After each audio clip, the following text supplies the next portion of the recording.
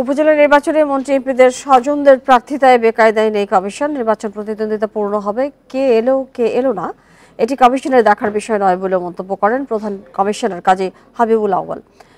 সকালে আগারগাঁওয়ে সংবাদ সম্মেলনে এসব কথা বলেন তিনি। এলো বেক্সিমকো বন্ড 15% মুনাফায় সর্বোচ্চ হারে সবার উপরে। বুধবার প্রথম ধাপে ভোট হবে 140টি উপজেলায়।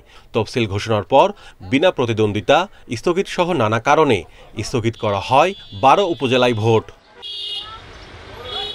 নির্বাচনের প্রার্থীদের বেশিরভাগই ক্ষমতাসীন দল আওয়ামী লীগের নেতাকর্মী। অন্যদিকে বিএনপি সংসদ নির্বাচনের মতো উপজেলা পরিষদের ভোটও বর্জন করেছে। আপনারা জানেন, ভোটের আগের দিন প্রধান নির্বাচন কমিশনার কাজী হাবিবুল আউয়াল গণমাধ্যমের সামনে সার্বিক প্রস্তুতি তুলে ধরেন। সিইসি বলেন, ভোটের দিন কেউ যেন ভোট কেন্দ্রে অনুপ্রবেশ করতে না পারে সে বিষয়ে নির্দেশনা দেওয়া হয়েছে। ভোট কেন্দ্রীয়ভাবে মনিটরিং করা হবে, অভিযোগ পেলে তাৎক্ষণিক ব্যবস্থা নেওয়া হবে।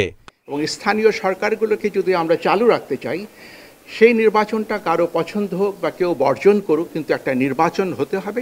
সেই দায়িত্বটা আমাদের উপর অর্পিত হয়েছে, আমরা সেই দায়িত্বটা পালন করতে পারি।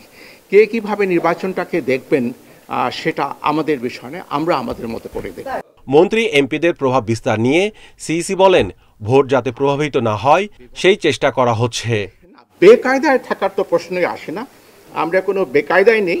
মাননীয় সংসদ সদস্য, মাননীয় মন্ত্রী অনেককে আমরা নিবৃত্ত করতে পেরেছি, আবার অনেকে হয়তো বা এলাকাতে আছেন, এবং সরকারের তরফ থেকেও আমরা যতদূর দেখেছি, সেটা দলীয়ভাবে হোক বা সরকারের তরফ থেকে হোক, যাতে নির্বাচনটা অবাধ ও নিরপেক্ষ হয় এবং কেউ যেন প্রভাব বিস্তার না করেন।